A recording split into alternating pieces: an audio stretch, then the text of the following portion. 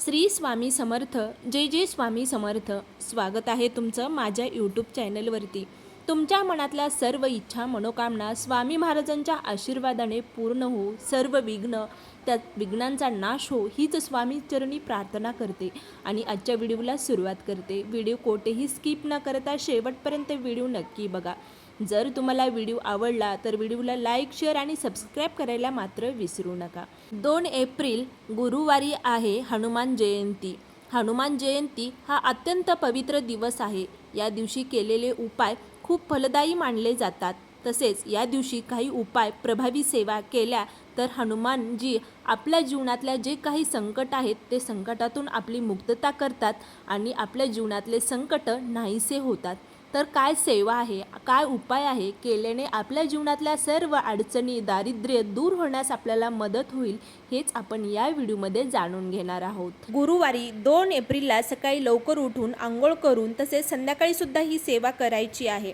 तर सकाळी लवकर आवरल्यानंतर घरातली देवपूजा आवरून घ्यायची आहे आणि हनुमान चालीसा 7, 11 किंवा 21 वेळेस म्हणायचं आहे. ज्यांना खरंच काही जॉबमुळे शक्य होत नसेल त्यांनी किमान 7 वेळेस किंवा 11 वेळेस किंवा 21 वेळेस जसं ज्यांना शक्य होईल तसं तुम्ही हनुमान चालीसा नक्की म्हणा. यामुळे भीती, अडचणी आणि नकारात्मक ऊर्जा जी आहे ती दूर होण्यास मदत होईल. 2 तारखेला हनुमान जयंतीच्या दिवशी घरातल्या पुरुषांनी हनुमानजीच्या मंदिरामध्ये जाऊन तिळाच्या तेलाचा दिवा नक्की लावावा आणि त्या दिव्यामध्ये 5 लवंग, फूल असणाऱ्या लवंग त्या दिव्यामध्ये नक्की टाकाव्या. यामुळे शत्रुबाधा, अडथळे कमी होण्यास आपल्याला मदत होते.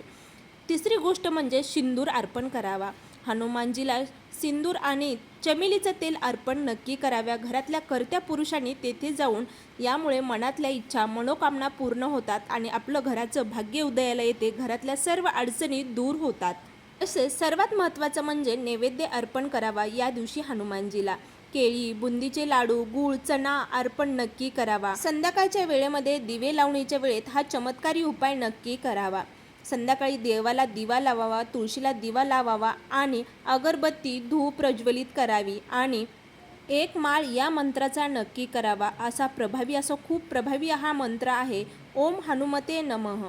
या मंत्राचा जप केल्याने घरामध्ये शांतता निर्माण होते आणि आपल्यामध्ये आत्मविश्वास वाढत जातो. म्हणून ओम हनुमते नमः या मंत्राचा जप हनुमान जयंतीच्या दिवशी संध्याकाळी आपल्या घरामध्ये नक्की करा.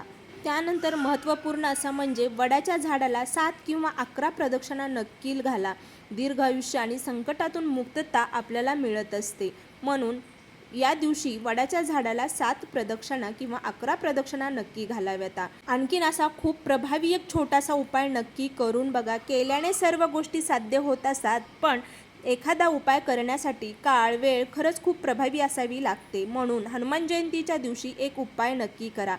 तर काळे उडीद घ्यायचे आहेत थोडेसे आणि आपल्या घराच्या उंबरट्याच्या बाहेर उभा राहून आपल्या घरावरून 7 वेळेस उतरायचे आहेत. मेन उंबरट्याच्या तिथून दरवाजापर्यंत असे उतरायचे आहेत आणि ते वाहत्या पाण्यामध्ये उडीद सोडून द्यायचे आहेत. घराला कधीही बाधा लागत नाही किंवा कोणाची वाईट नजर आपल्या घराला लागत नाही, घरातील व्यक्तींना लागत नाही. आपल्या घरामध्ये पॉझिटिव्ह एनर्जी प्रदान करते, म्हणजेच पॉझिटिव्ह एनर्जी आपल्या घरामध्ये प्रवेश करते आणि नकारात्मक जी ऊर्जा आहे ती घरातून बाहेर जाण्यासाठी आपल्याला मदत होते. तर हनुमान जयंतीच्या दिवशी 2 एप्रिलला यातला एकही उपाय करून बघा. नक्कीच तुम्हाला त्याचा अनुभव आल्याशिवाय राहणार नाही. तुम्हाला व्हिडिओ नक्की आवडला असेल तर कमेंटमध्ये नक्की लिहा जय हनुमान आणि लाईक, शेअर आणि सबस्क्राईब करायला मात्र विसरू नका. श्री स्वामी समर्थ. जय जय स्वामी समर्थ.